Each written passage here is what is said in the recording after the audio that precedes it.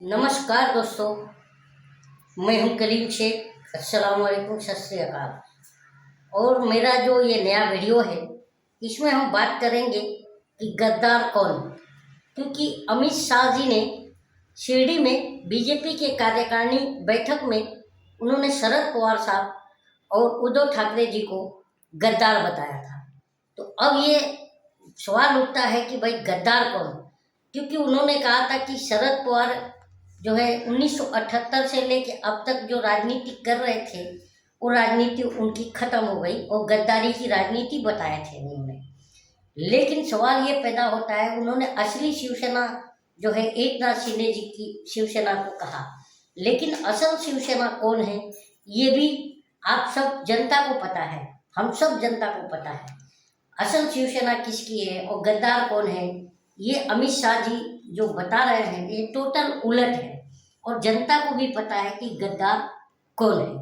और खैर अमित शाह जी का बात क्या ही कहा जाए।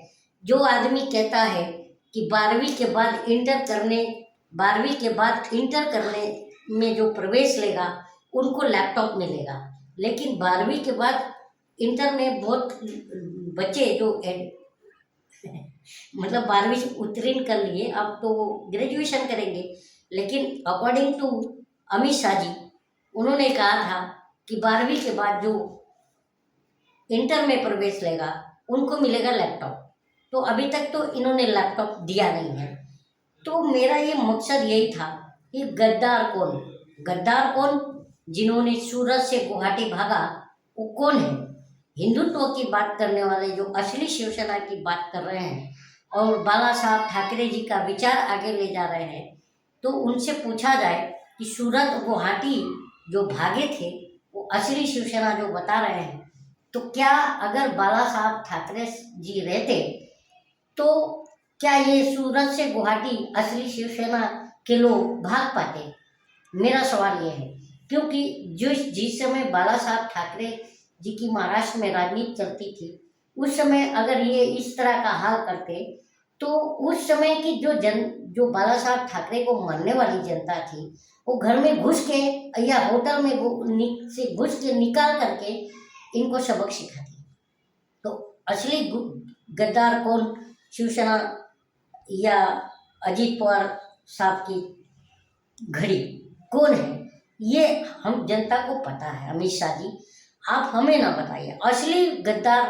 तो खैर अंधभक्तों की एक बहुत बड़ी तादाद है जो मुंह से बक देते हैं बीजेपी के लोग, वो जो है क्या बनता है, सच माना जाता है, ये अंधभक्त लोग मानते हैं।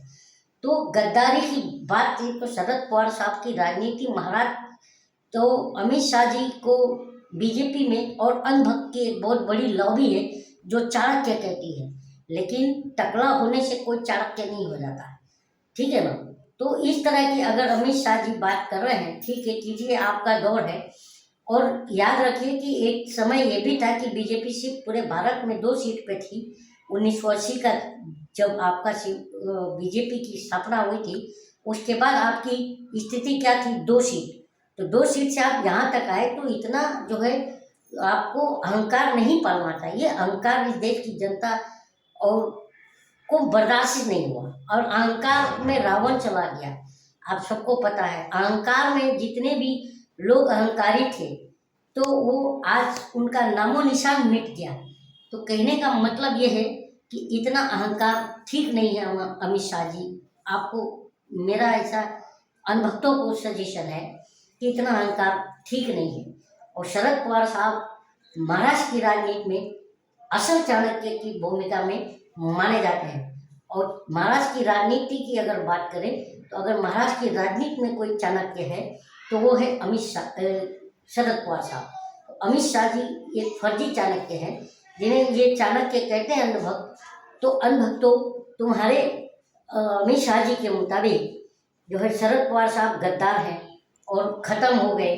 और गद्दारों को कहाँ ले जा करके बिठा दिया जनता ने, उन्होंने ये भी कहा, उद्धव ठाकरे जी पर भी कहा कि उद्धव ठाकरे जो है को कहाँ पर ले जाके जनता ने गद्दारों को बिठा दिया।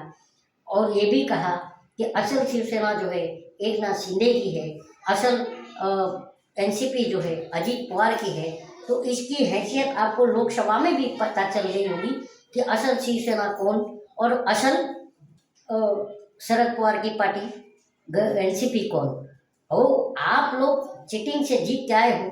अभी हरियाणा का मामला आया, जो मक्कल करा रहे थे, राजीव कुमार खुद घबराए हुए हैं, जो मक्कल करवा रहे थे, जबकि डेटा का जो है ये करना था, रिकाउंटिंग और डेटा जो है रिव्यू करना था, तो आप जो है मक्कल करा रहे हो। तो कहने का मतलब कहीं ना कहीं हरियाणा और महाराष्ट्र में बहुत बड़ा घपला हुआ है और घपले से जीत के आए हो। तो ये अहंकार मत पालो।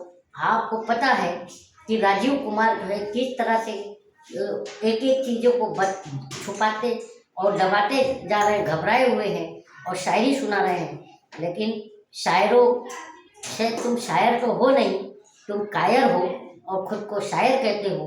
तुम्हारी स्थिति जो है, कम से कम हम सब जनता के सामने आपका मुखौटा सामने आ गया।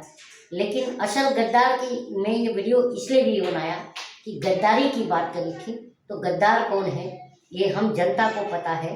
सबसे बड़ा गद्दार अगर कोई है अमित शाह जी, तो ये सब आपको पता होगा कि सबसे बड़ा गद्दार कौन है। जो वोटों की चोरी करता हो, जो मतदान, हम जनता के मतदान को जो है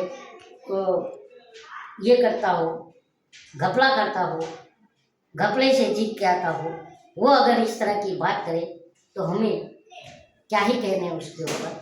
तो मैं यही कहूँगा। और शिक्षा, स्वास्थ्य, रोजगार ये और महिला सुरक्षा, इस सब पर बात नहीं हो रही। बात किस पर है?